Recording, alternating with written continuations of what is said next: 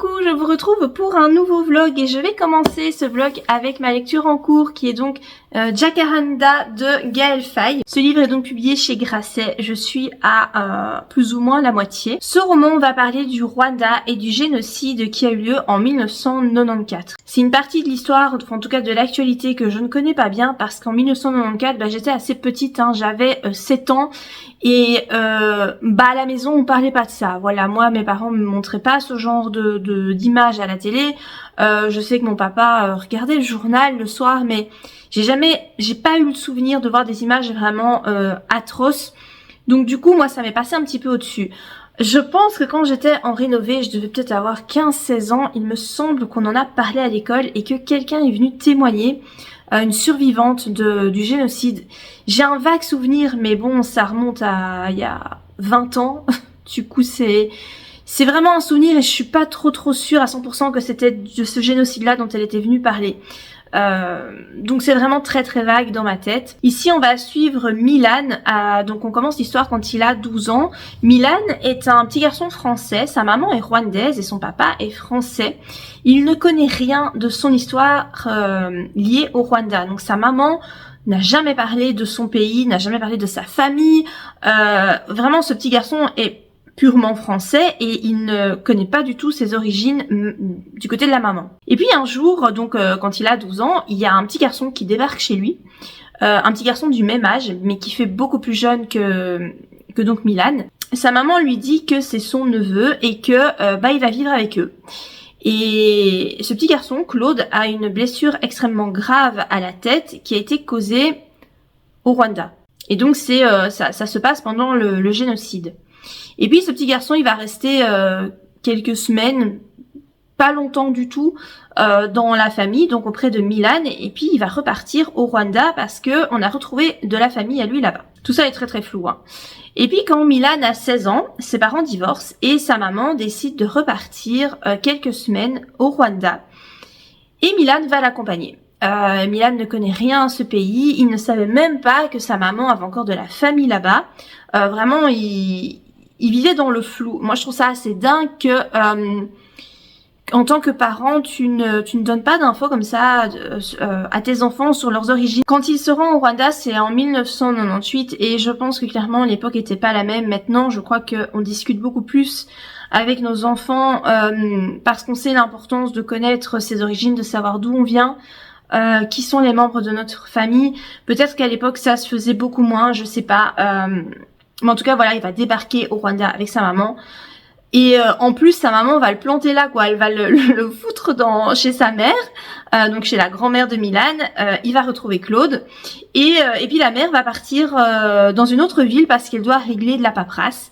Et Milan va se retrouver là pendant plusieurs jours, même semaines, tout seul, à découvrir le Rwanda. Alors franchement, moi je trouve ça extrêmement intéressant parce que je ne connais rien à ce pays.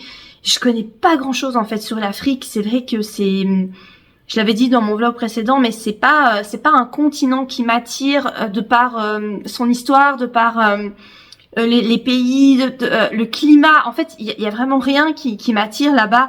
Il y fait trop chaud. Moi, je supporte pas la chaleur, donc vraiment je me suis jamais vraiment très intéressée au continent africain.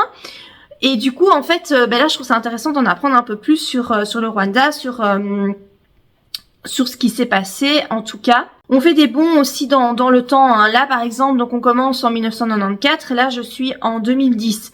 Donc, voilà, on voit une évolution dans ce qu'il se passe. Là, en 2010, on assiste au procès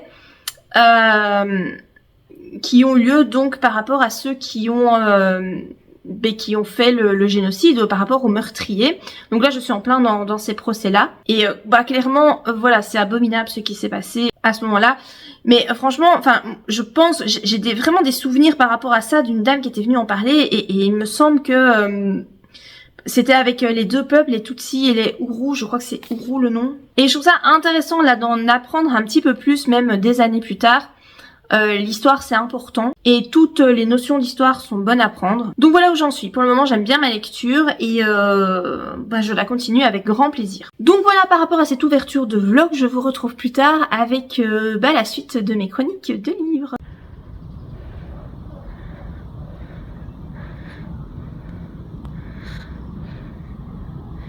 Je suis en train de faire mon petit jogging quotidien. Et il y a une espèce de brume comme ça sur les champs.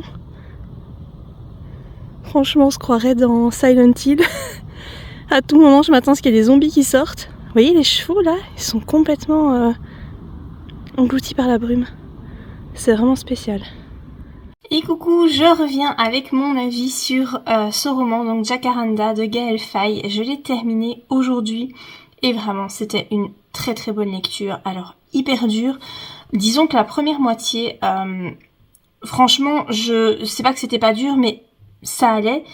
Mais après, il va y avoir des témoignages de ce que les gens ont vécu durant le génocide et même 2 dames qui vont raconter tout ce qu'elles ont vécu depuis leur naissance. Donc pas que le génocide de 1994, mais vraiment tout ce qu'il y a eu avant, parce que il y a eu des massacres bien avant ça. C'est depuis très longtemps que les Tutsis se font massacrer. Et c'était vraiment très dur. Personnellement, ça a été compliqué aussi parce que la Belgique a une grande part de responsabilité dans tout ce qui s'est passé. Tout découle en fait des Belges. Et je trouve que en tant que Belge moi-même, c'est hyper honteux ce qui s'est passé. Et ce que je trouve encore plus honteux, c'est que c'est pas mentionné à l'école. En fait, on n'en parle pas à l'école. Donc à l'école, vous avez un cours d'histoire avec l'histoire de la Belgique. Parce que on a vu, je me souviens très bien que j'ai vu l'histoire de la Belgique avec les 2 guerres, 40-45 et 14-18. La constitution de la Belgique, tous les différents rois qui se sont succédés. Mais jamais la prof d'histoire ne s'est arrêtée sur ce qui s'est passé au Rwanda et ce que les Belges ont fait à ce peuple-là. Et alors, je suppose qu'en tout cas, à l'époque, donc moi je suis plus toute jeune, donc voilà, ça date d'il y a 20 ans, quand j'étais à l'école et que j'ai vu l'histoire de la Belgique, mais j'imagine que la prof d'histoire se fiait au programme instauré par la Fédération Wallonie-Bruxelles, et ça ne faisait pas partie du programme. Mais je comprends pas comment c'est possible de pas faire figurer ça dans le programme, parce qu'en fait c'est il faudrait rappeler aux Belges ce qui s'est passé alors forcément moi je suis pas responsable de ce qui s'est passé, bien entendu, j'avais rien à voir dans cette histoire, mais je pense que c'est quand même important de le signaler et de montrer quand même aux Belges et aux générations qui sont arrivées après donc le génocide de 1994, que notre pays aussi a fait des trucs dégueulasses et en fait j'étais assez choquée parce que je savais pas du tout. Alors je savais que c'est Léopold, je sais même plus, Léopold II, je sais plus, un des Léopold, le 2 ou le 3, je ne sais plus, a fait de la merde au Congo, ça je le savais, qu'il a asservi le peuple congolais, etc., qu'il a vraiment fait des trucs très moches là-bas, même si je vous avoue que dans le détail, je ne sais pas ce qui s'est passé, mais je sais qu'il y a eu des choses. Par contre, je n'avais aucune idée de ce qui se passait au Rwanda, je savais pas du tout que la Belgique avait colonisé le pays aussi, et s'était mis au pouvoir la Belgique et l'Église, parce qu'apparemment l'Église catholique aussi était de la partie. Bah oui, eux quand ils peuvent être dans un mauvais coup, ils foncent dedans. Voilà, moi je l'ai déjà dit plusieurs fois, mais moi c'est vrai que l'Église catholique, je peux pas quoi. C'est tout ce qu'il y a eu de moche qui a été fait dans l'histoire à cause de la religion, c'est juste pas possible. Et là c'est encore un exemple, un type, puisque le peuple rwandais avait sa propre religion, et puis voilà, les Belges sont arrivés avec la religion catholique et ont obligé donc les Rwandais à se convertir. Voilà, je sais que le roi a été exilé, etc. Enfin, je connais pas l'histoire dans le détail. Là, j'ai lu, il y a toute une partie historique. Donc, dans la deuxième partie de l'histoire du roman, vous avez vraiment une partie historique sur ce qui s'est passé au Rwanda. Et j'étais très contente de trouver cette partie parce que du coup, ça m'a appris l'histoire de ce pays, ce qu'il s'est passé, pourquoi est-ce que les Tutsis comme ça ont été persécutés, et en fait c'est à cause des Belges, c'est leur faute enfin en tout cas de ce qui est dit ici. Après, encore une fois, quand on raconte une histoire, il y a toujours différentes versions. Donc c'est toujours un peu compliqué de savoir ce qui est vrai ou pas, mais bon, ici, je présume que ce qui est dit est quand même vrai. Et il y a par exemple ici, enfin j'ai souligné, il y a... donc, pour savoir qui était Tutsi et qui était Hutu, c'est vraiment, mais complètement débile. Donc, c'est les Belges. Je vous lis ici la phrase que j'ai soulignée. Ils décrétèrent que ceux qui étaient grands et minces étaient les Tutsis et ceux qui étaient petits et trapus étaient les Hutus. Que les Tutsis étaient fourbes et raffinés et les Hutus timides et paresseux. Et enfin... Et comment c'est possible? Je sais pas, donc c'est comme si enfin, ouais, tu mets tout le monde dans le même panier, quoi. Mais c'est complètement débile. En plus, sur des attraits physiques, c'est complètement aberrant. Et ça, ce sont les Belges qui ont décidé ça. C'est les Belges qui ont mis en route la carte d'identité ethnique et qui est devenue obligatoire. Et voilà. Et donc, enfin, c'est incroyable, quoi. Et mis à part ça, le fait que la Belgique, donc, que les Belges étaient vraiment des gros connards à l'époque, il y a aussi l'importance, je trouve, comme message dans ce roman de connaître ses origines.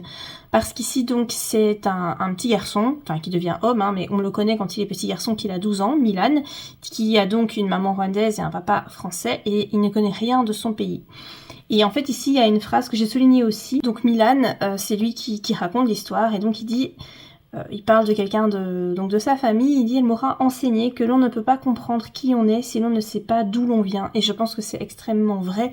C'est très important de connaître ses origines, de savoir vraiment ce qui est arrivé à notre famille, parce que ça s'est vérifié, ça se vérifie, moi j'y crois complètement, c'est qu'on traîne les casseroles de nos ancêtres et que parfois on a des peurs, on reproduit des schémas dans nos vies, on ne sait pas pourquoi, on ne sait pas d'où ça vient, et en fait c'est transgénérationnel, ça nous suit, et on ne sait pas pourquoi. Et donc je pense que le fait de comprendre ça, de pouvoir interroger ses ancêtres, c'est hyper précieux. Moi je vois ça dans ma propre famille. Moi j'ai toujours ma grand-mère qui a 93 ans, j'ai beaucoup de chance, et j'ai appris énormément de choses venant d'elle, de ses peurs qu'elle avait quand elle était jeune, de ce qu'elle a vécu, et j'ai pu me rendre compte qu'en fait j'avais des réactions exactement similaires aux siennes, et des réactions parfois que je ne m'explique pas, et j'ai compris que ça venait d'elle. Donc vraiment, sans le vouloir, on transmet des choses à nos enfants, c'est intergénérationnel, et c'est très important de pouvoir raconter son histoire à son enfant. J'ai encore souligné une autre phrase ici, c'est par rapport aux Tutsis, qui dit « Il faut se souvenir que les Tutsis ont été tués non pas pour ce qu'ils pensaient ou ce qu'ils faisaient, mais pour ce qu'ils étaient. Nous devons continuer à raconter ce qui s'est passé pour que cette histoire se transmette aux nouvelles générations et ne se reproduise jamais plus nulle part. » Je suis complètement d'accord, et c'est pour ça que je trouve aberrant que qu'en Belgique, à l'école, on ne nous enseigne pas ce qu'il s'est passé et l'implication des Belges dans ce génocide. Je vous citerai une dernière phrase que j'ai soulignée, que je trouve très vraie, qui dit « Le cycle de la vengeance est sans fin, petit frère », et je trouve ça complètement vrai. À un moment donné, il y a un des personnages qui veut se venger, donc quelqu'un a tué toute sa famille. Cette personne fait une peine de prison, et puis est relâchée après autant d'années, et quand il sait qu'elle est relâchée, il veut la tuer, il veut tuer cette personne, il veut se venger, et en fait... Ça ne s'arrête jamais au final, parce que lui il va vouloir se venger, donc il va tuer cet homme qui a sans doute des fils, les fils vont vouloir se venger, vont donc tuer peut-être les fils de l'homme de départ, enfin ça ne s'arrête pas, en fait la vengeance ne s'arrête pas, donc je trouve ça très très vrai. Après pardonner c'est très difficile, accepter c'est très compliqué, mais je suis bien d'accord, la vengeance ne mène à rien et provoque plus de douleur qu'autre chose. C'était vraiment un très beau roman, vous l'avez compris, avec de très belles leçons. Moi franchement j'ai adoré, j'ai trouvé ce roman incroyable, et vraiment il mérite d'être lu par tout le monde parce que c'est important, c'est vraiment un témoignage. Alors c'est pas hyper bien écrit, c'est pas super littéraire ou quoi que ce soit, c'est vraiment comme un récit biographique, et moi j'ai trouvé ça très sympa. J'en ai appris beaucoup plus sur le Rwanda, pays que je ne connaissais absolument pas. Et je suis bien contente, voilà. Je trouve que c'est important de lire ce roman. Je le conseille vraiment. Et il est dur. Hein. J'ai eu les larmes aux yeux à 2 reprises, vraiment, j'étais pas bien. J'étais pas bien parce que il y a des passages qui sont compliqués à lire. Tu te dis, mais la monstruosité des gens, de la race humaine, comment c'est possible comment c'est possible en fait? Moi j'arrive pas à comprendre ça. Les massacres comme ça, j'arrive pas à me mettre à la place de ces gens qui ont tué et d'essayer de les comprendre. J'y arrive pas parce que je vois pas ce qui peut justifier ça. C'est complètement aberrant et c'est révoltant. Et quand vous lisez ce roman, vraiment, vous avez plein d'émotions qui vous traversent. C'est pas des émotions agréables malheureusement, mais voilà. Je pense que ce roman est important et je le conseille. Vraiment, il faut en parler et il faut le lire. Après donc cette lecture compliquée mais nécessaire, j'ai commencé un Lisa Jewell, Ils sont chez nous. Donc c'est publié chez Hauteville. Moi j'ai la version poche.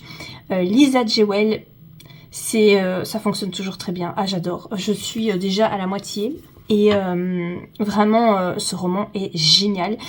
Je suis complètement dedans, mais directement dès les premières pages j'étais dedans. C'est hyper prenant, il y a du suspense, t'arrêtes pas de poser des questions. Alors, c'est pas glauque, enfin pour le moment c'est pas glauque, mais enfin quoique. Aussi, il y a quand même des scènes qui sont un peu limites. En fait, ici, on va suivre différents personnages. Et on comprend bien qu'à un moment donné, ça va se recouper. On suit Henri en 1988. Donc, il habite dans un manoir avec ses parents et sa jeune sœur. Et puis, donc c'est une famille qui est très riche. Je me suis fait couper dans mon élan, je ne sais plus ce que je vous disais. Je crois que je vous parlais de Henri, donc qui vit dans un manoir avec ses parents à Londres. Et donc c'est une famille aisée. Et puis un beau jour, il y a des gens comme ça qui arrivent chez eux. D'abord un homme et une femme, et puis par après il y a encore de nouveau un homme et une femme avec 2 enfants. Et qui sont censés être là pour quelques semaines, mais qui finalement restent des mois et ne semblent plus vouloir partir. Donc il y a tout un espèce de mystère par rapport à ça.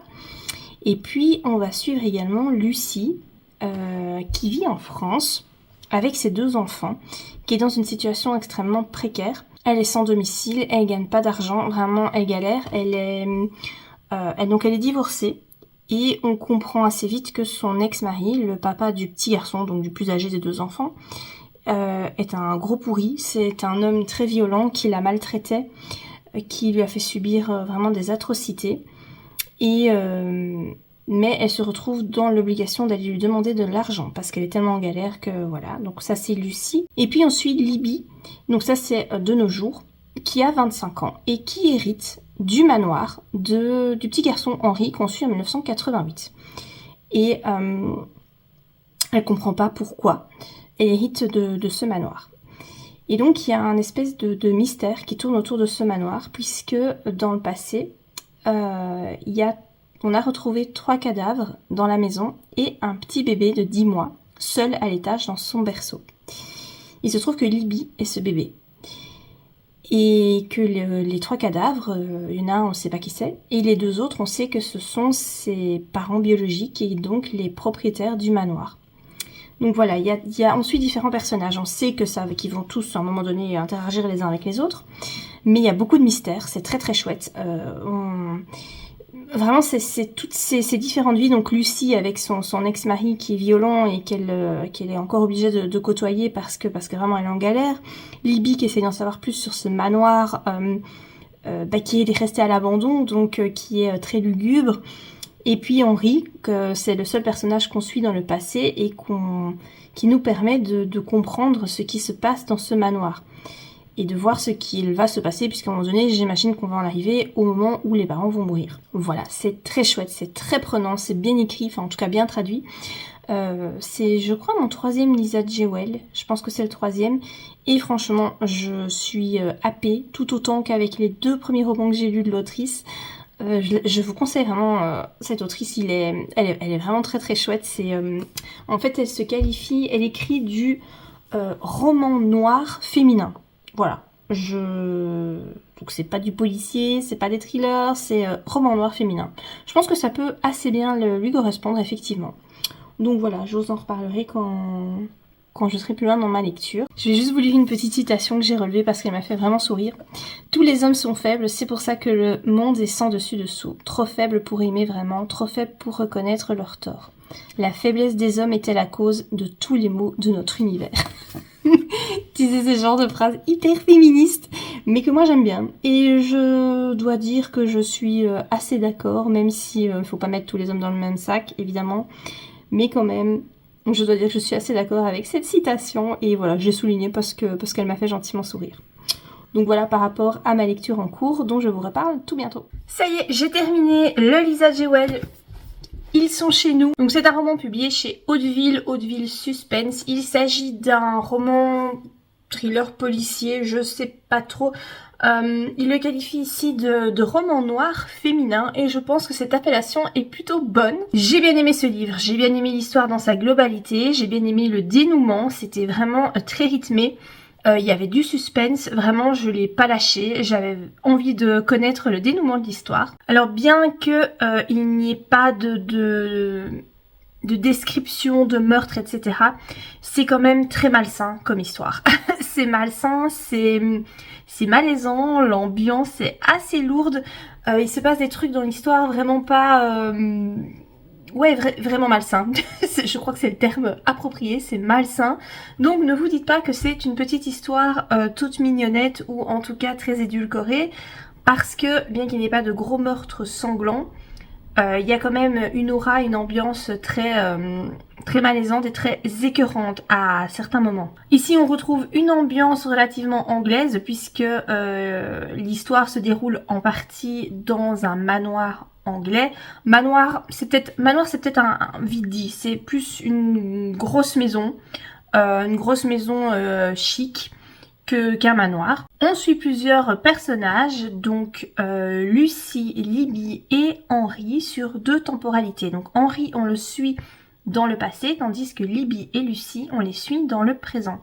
Alors j'ai vu qu'il y avait une suite à ce roman. Apparemment, disons qu'en fait il se passe des choses dans l'histoire qui restent un petit peu sans réponse. Donc l'autrice a apparemment fait plaisir à ses lecteurs et a décidé d'écrire une suite. Donc c'est... je sais plus comment ça s'appelle, ils sont encore chez nous ou quelque chose comme ça. Je l'ai mis dans ma wishlist Amazon parce que du coup j'ai bien envie de lire la suite. Vu que c'est frais dans ma tête et qu'on va retrouver les mêmes personnages dans le tome 2, je pense que ce serait intéressant de le lire assez vite. D'autant qu'en regardant un petit peu les commentaires sur Babelio... apparemment l'autrice ne fait pas trop de rappel de ce qui s'est passé dans le tome 1, donc si tu veux pas être un peu perdu, je pense que c'est bien de le lire le tome 2 pas trop longtemps après le tome 1. Donc voilà, pour moi c'était une bonne lecture. La façon dont ça se finit c'est plutôt cool. J'ai bien aimé, vraiment j'ai bien aimé, j'ai rien à redire à ce livre. Si vous souhaitez un livre rythmé, page turner, vraiment qui va vous tenir en haleine, ben je peux vous conseiller celui-là, il était vraiment bien. Du coup là je suis en train de lire Du thé pour les fantômes de Chris Vuklizovic. Alors c'est dur à dire. C'est quoi ce nom d'auteur? C'est très dur à dire. Hein. Donc voilà, je l'ai commencé là aujourd'hui. Je suis à la page 92. J'ai pas lu énormément. C'est un roman assez gros quand même. Il y a pas mal de pages. La couverture est vraiment très très jolie. Je l'avais acheté l'année passée et finalement je l'ai pas lu. C'est vraiment le style de roman à lire pendant l'automne, en tout cas autour de la période d'Halloween, parce que ici, comme le titre l'indique, on va parler de fantômes, on va parler de sorcières. Donc vraiment, il y a de la magie, voilà, des choses fantastiques. Donc c'est vraiment la période pour le lire.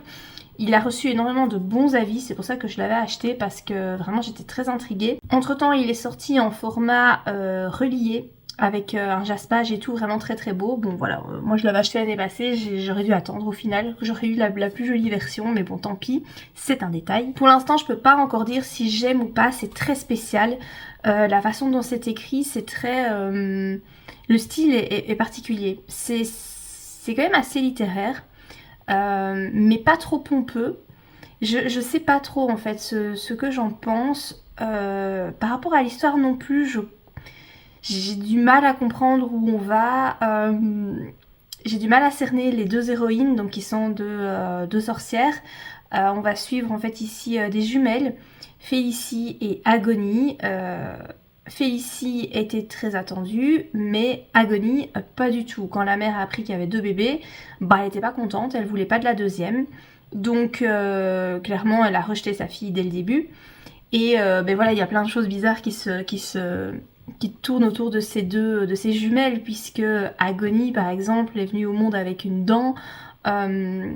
quand elle ouvre la bouche pour parler, il y a des papillons noirs qui sortent de sa bouche. Dès qu'il se pose sur quelque chose, cette chose dépérit.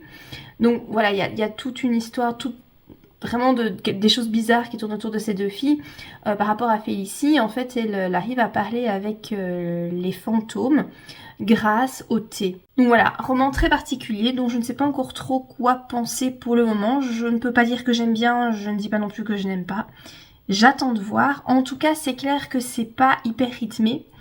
Et c'est pas le roman dans lequel j'ai hyper envie de revenir. Voilà, c'est pas... Ouais, t'as pas un rythme de dingue, quoi. Mais bon, voilà, je vais le lire et je verrai bien au final ce que j'en pense. J'ai relevé une petite citation que j'ai beaucoup aimée qui dit « L'âme rattrape toujours le visage ».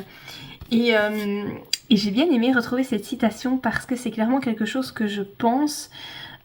au plus on vieillit, au plus toutes les souffrances qu'on a vécues dans notre vie se marquent sur le visage. Ça se voit, je trouve, très fort par rapport aux personnes qui... C'est parce que je connais des gens comme ça, qui ont vécu des grosses douleurs, vraiment des gros traumatismes dont ils ne se sont jamais remis. Eh bien, je trouve que ces personnes-là sont très vite ridées, ont beaucoup de rides et tu vois sur leur visage qu'ils sont marqués.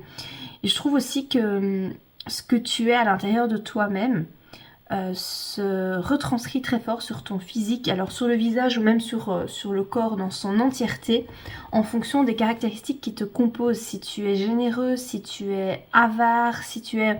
Peu importe ce que tu es, c'est souvent des réflexions que je me fais. Alors ça se voit pas trop, je trouve, sur les jeunes, dans la vingtaine et tout. Je trouve que ça commence à se marquer une fois qu'on arrive à la quarantaine. Ça se voit de plus en plus. Je me suis souvent fait la réflexion quand je rencontrais quelqu'un ou quand j'apprenais à connaître quelqu'un et que j'observais son physique, je me disais mais en fait ce qu'il est à l'intérieur, on le voit clairement sur son physique et j'ai bien aimé cette citation parce que moi c'est quelque chose que j'ai remarqué depuis très longtemps. Donc voilà, pour l'instant j'ai relevé juste cette petite citation mais que je trouvais très pertinente. Sinon je vous avais pas encore montré mais j'ai craqué pour le dernier mug sorti chez Caro Framugland, donc le mug d'Halloween que je trouve très beau, il est tout à fait de circonstance. Il y a une inscription à l'intérieur, donc là il y a du thé dedans, donc je fais attention pour ne pas en foutre partout. Donc vous avez l'inscription Trick or Treat et je trouve ça, voilà, je le trouve vraiment très joli avec ce petit patchwork, vraiment il est tip top pour la saison, je l'aime beaucoup. Et donc c'est là-dessus que je vais vous laisser et que je vous retrouve plus tard pour la suite de mes lectures. Je viens vous donner mon avis final sur Du thé pour les fantômes, donc de Chris Vuklizovic. Donc c'est publié chez De Noël. Je l'ai fini un petit peu laborieusement, je dois vous dire. Franchement, je pensais que j'allais avoir un coup de cœur parce que ce livre a été le coup de cœur de pas mal de personnes en 2023. D'ailleurs, je l'ai lu à cause de ça. Et au final, moi, c'est pas du tout un coup de cœur. Alors, je n'ai ni aimé ni détesté ce roman. Je ne sais pas vraiment quoi en penser, mais une chose est sûre, c'est pas une lecture que j'ai trouvée hyper plaisante. Donc ici, on est sur un récit fantastique. Parce qu'on va parler de sorcières. On suit donc des jumelles qui sont dotées de pouvoirs. Donc il y en a une, Félicité, qui est la première sortie et qui est la jumelle qui a été fortement désirée par sa maman. Donc elle a hérité d'un super prénom plein de promesses. Et sa particularité, c'est que elle peut voir les fantômes, elle peut discuter avec eux. Et puis la seconde jumelle, qui est donc sortie en deuxième position, la maman n'en voulait pas, elle ne voulait qu'un enfant, donc cette deuxième petite fille a hérité du joli nom de Agonie, histoire de lui donner toutes les chances dans la vie, voilà. Et cette petite fille, elle vient au monde avec des pouvoirs vraiment qui craignent. Tout ce qu'elle touche se met à pourrir, à se désagréger. Sa salive est acide, donc quand elle crache à terre, il y a des fleurs vénéneuses qui sortent de la terre. tout ce qui touche en fait sa bouche devient ranci dès que ça atteint voilà sa salive. Et en plus quand elle parle, il y a des papillons mortels qui sortent de sa bouche. Donc vraiment, elle a rien pour elle quoi. Si, elle est très jolie, elle est vraiment très très belle. Mais à part ça, voilà, elle a pas grand chose de positif on va dire. Et donc la maman la déteste depuis toute petite, depuis qu'elle a poussé son premier cri, la mère la déteste. Et ça va aller de mal en pis, jusqu'au jour de leurs 16 ans. Donc Félicité suit une scolarité normale et elle a l'opportunité de quitter leur petit village perdu dans la montagne pour aller suivre des études à Nice.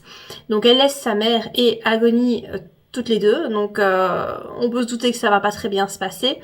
Et puis Agonie va quitter le nid familial vers ses 16 ans. Et du coup les deux sœurs vont rester sans se parler pendant 30 ans. Elles vont reprendre contact à la mort de leur mère, donc 30 ans plus tard. La maman décède et Félicité prévient sa sœur. Et elles vont se mettre à la recherche du fantôme de leur maman parce qu'il y a des choses qu'elles ont besoin de comprendre. Avant de mourir, la maman avait téléphoné à Félicité, donc sa fille préférée, pour lui dire quelque chose et elle n'a pas su terminer sa phrase. Elle est morte avant de terminer sa phrase. Et tous ceux qui restent à l'état de fantôme sont toutes ces personnes qui avaient encore quelque chose à dire de leur vivant et qui n'ont pas su terminer de parler. Et donc ils restent à l'état de fantôme. Donc Félicité est sûre que sa maman n'est pas passée dans l'au-delà, qu'elle est toujours là.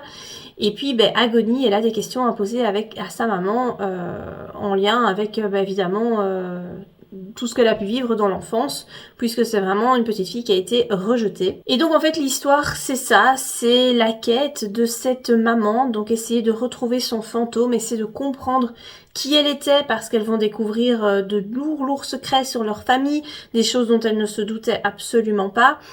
Donc disons que ce roman va un peu dans tous les sens. Moi je l'ai trouvé hyper brouillon. L'autrice en fait, enfin je pense que c'est une autrice, je sais pas si c'est une femme ou si c'est un homme, enfin bon bref on va dire l'auteur du coup, digresse énormément. Donc tu as ton fil rouge qui est la quête de la mère, et puis t'as plein ça part dans tous les sens quoi. On passe dans l'enfance de Agonie, puis dans l'enfance de Félicité, puis on arrive dans l'enfance de la mère, et puis il y a des souvenirs de choses qui se sont passées, enfin ça va vraiment dans tous les sens. C'est pas que c'est dur à suivre, c'est pas dur à suivre en fait, hein, mais c'est long. Moi j'ai trouvé ça très très long. Et alors c'est original, donc du coup c'est quand même chouette parce que vraiment j'ai jamais rien lu de semblable, donc c'est très original. C'est pas hyper positif non plus, hein. C'est assez sombre quand même parce que voilà, la mère elle était vraiment pas sympa, elle a quand même fait vivre un enfer à sa deuxième fille et voilà, c'est pas une lecture méga légère, même si on parle de magie, etc. Après, il y a des belles leçons, puisque moi, vous voyez, j'ai souligné quelques petits passages qui me semblaient pertinents, que j'ai bien aimé. Donc il y a des leçons, des choses à retenir, mais en fait, c'est tellement le fouillis dans ce roman que toutes ces belles leçons sont noyées par le manque de structure du roman. Enfin voilà, moi je sais pas, j'ai trouvé que c'était vraiment ça manquait de structure. Alors c'est peut-être parce qu'habituellement, enfin je lis beaucoup de thrillers, de policiers qui sont bien structurés, parce que forcément si tu veux faire un thriller qui se tient, il faut une structure, sinon ça part dans tous les sens, enfin ça ne va pas quoi. Donc peut-être que c'est à cause de ça, je sais pas, mais moi j'ai trouvé que c'était beaucoup trop fouillis, et moi qui ai un esprit très organisé, ça ne m'allait pas. Voilà. Alors par rapport au style d'écriture, le style d'écriture est encore une fois très particulier. C'est à la fois pompeux et à la fois très familier. Donc c'est vraiment très bizarre, t'as des très belles tournures de phrases. Il y a des passages, donc par exemple comme ici, vous voyez, c'est écrit comme si c'était un poème, puis t'as le reste du roman qui est écrit normalement. C'est vraiment spécial. Je sais pas très bien comment qualifier ce roman, c'est très particulier. Parmi les jolis passages que j'ai retenus, j'ai surligné ceci. On n'est pas qu'une personne dans sa vie clé. Certains te diront qu'on emprunte à l'envie des masques. Moi je te dis qu'on change de peau, de chair, de squelette et de sang. On ne ment pas en le faisant, on se transforme. On oublie celles qui peuplaient notre corps pour leur préférer des femmes nouvelles, plus sages, ou plus épaisses, ou plus prudentes, selon le sort de celles qui ont précédé. Vous voyez, c'est toutes des réflexions que je trouve très vraies sur le fait de grandir, de savoir d'où on vient, d'évoluer, parce que quand on est ici, donc on suit les jumelles de leur naissance à leur vieillesse, tout au long de leur vie en fait. Et effectivement, ce roman montre bien qu'on évolue et que on n'est pas les mêmes tout au long de notre vie. On change et on peut parfois changer énormément. Et j'ai bien aimé cette réflexion. Et une autre réflexion ici que j'ai bien aimée, c'est parler en voiture, ça aide mieux encore que le thé. On regarde droit devant soi à travers le pare-brise, l'autre aussi, et de ne pas se voir tout en restant coincés ensemble dans le silence de l'habitacle, ça oblige à raconter des choses. Il suffit qu'on te pose les bonnes questions et qu'on te laisse parler. Et ça, je me suis souvent fait la réflexion. Alors moi, j'avais souvent ça avec mon père. On s'est jamais beaucoup parlé. La communication entre nous, ça n'a jamais été notre point fort. Hein. Moi, la communication tout court, c'est pas mon point fort, mais avec mon père, voilà, je lui ressens. Donc du coup, autant vous dire que tous les deux, c'était pas évident. Et quand on était en voiture, parce que je me retrouvais quand même souvent avec lui en voiture, il m'amenait à l'école le matin, etc. Et en fait, c'était les moments où on parlait le plus et où j'arrivais à lui dire certaines choses. Je pense que le fait d'être en voiture, de ne pas se regarder, mais de pourtant être coincés ensemble, ça favorise la discussion et parfois des discussions difficiles. Moi, j'ai souvent trouvé que ça aidait. Être en voiture, ça aide à aborder des sujets pas vraiment faciles et à les aborder calmement, parce qu'en voiture, bah t'évites quand même de t'énerver, de taper une crise, quoi, hein, parce que bon, t'es en volant, tout ça, faut faire attention. Bon, après, t'as des gens qui sont pétés et qui qui piquent une colère au volant, ça leur pose pas de problème. Mais moi, de ce que j'ai pu observer, c'est que, en tout cas, les gens sont davantage calmes et sont plus disposés à recevoir, à entamer une discussion sérieuse. Et donc j'ai bien aimé cette réflexion parce que je me la suis déjà faite plusieurs fois dans ma vie. Donc voilà, par rapport aux petites choses intéressantes que j'ai pu noter. Donc moi, clairement, c'est pas un coup de cœur. Je sais pas si je pourrais le conseiller ou pas, parce que franchement, j'ai trouvé ça long. En fait, moi, j'ai vraiment cette sensation de longueur en ayant lu ce livre. Alors c'est peut-être parce qu'avant, j'avais lu des livres très rythmés où vraiment, je les lisais très vite parce qu'il y avait... Enfin ouais, c'était soutenu, c'était vraiment des page-turners. Ici, c'est pas du tout le cas. Hein. Le rythme est très lent, c'est pas un page-turner du tout. Donc voilà, je sais pas trop. Je ne rejoins pas en tout cas l'engouement qu'il y a eu pour ce roman. Je vous dis pas non plus que c'est un mauvais roman parce que je crois pas que ce soit le cas. C'est juste très spécial et très désorganisé, et en tout cas, ce n'était pas vraiment fait pour moi. N'hésitez pas à me dire si vous l'avez lu, qu'est-ce que vous en avez pensé, est-ce que vous avez le même sentiment que moi ou non. Du coup là je vais me lancer dans Madeleine avant l'aube de Sandrine Colette, tout nouveau roman, donc il est tout fraîchement paru. Je l'ai pas encore commencé, donc c'est publié chez JC Lattès. Celui-ci je pense qu'il sera lu assez vite parce qu'il n'y a pas énormément de pages et j'espère qu'il sera un petit peu plus page-turner que le précédent. Je voulais aussi vous montrer mon dernier achat que je m'étais dit que j'allais attendre. De voir des avis avant de l'acheter parce que je sais pas s'il est bien ou pas. Mais en fait, c'est une édition illimitée et j'ai tellement peur qu'il n'y en ait plus et de le regretter que je l'ai quand même pris. C'est le dernier Leigh Bardugo, donc c'est le familier. Et moi j'ai pris la version brochée. Je voulais absolument cette version parce qu'en fait c'est la version, apparemment ce que j'ai compris, il y a deux versions différentes du brochet. Et moi j'ai pris la version rouge. La version, je crois que c'est la version Grenat. Écoutez, je sais pas très bien, mais c'est une édition collector, donc j'avais peur de le regretter, donc je me suis dit bon allez. Leigh Bardugo, j'ai lu plusieurs romans de cette autrice que j'ai tous bien aimés. Donc il y a la saga Grisha. Bon, la saga Grisha, en globalité j'ai apprécié, mais j'ai pas aimé les 3 romans de la trilogie au même niveau. J'ai lu la suite qui se passe avant l'histoire de Grisha, je sais plus comment ça s'appelle. J'ai retrouvé, il était juste derrière moi. Six of Crow, donc voilà, il y a deux tomes. Je n'ai lu que le premier tome, je ne me suis pas encore décidée à lire le second, mais j'avais plutôt bien aimé ça. Et puis il y avait la 9e porte, je pense que c'est celui-là. Alors celui-là je l'ai pas en papier parce que je l'avais lu en numérique et j'avais adoré. Il y a la suite qui est sortie mais j'attends de l'avoir en poche, donc je l'ai déjà commandé. J'attends qu'elle arrive parce que je pense qu'elle est publiée au mois de novembre, donc à mon avis ça va pas trop tarder pour lire la suite. Et en fait j'aime beaucoup ce que fait Leigh Bardugo, c'est très spécial aussi mais j'aime bien, c'est du fantastique.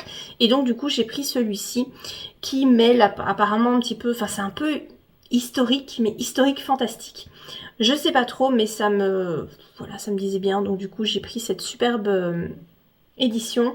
Peut-être que je lirai après Madeleine, je sais pas. J'ai acheté pas mal de bouquins là ces temps-ci et j'ai tellement envie de tout lire et puis j'ai tellement peu de temps pour tout lire. Pourquoi est-ce qu'on doit aller travailler alors qu'on pourrait passer ses journées à lire? Oh, franchement, je vous le demande. En attendant, ben voilà, moi je pense que je vais vous laisser ici pour cette vidéo. J'espère que ça vous a plu comme d'habitude. N'hésitez pas à liker la vidéo, à vous abonner à ma chaîne si ce que je fais vous plaît. Et moi je vous dis à bientôt pour de prochaines vidéos. Bye!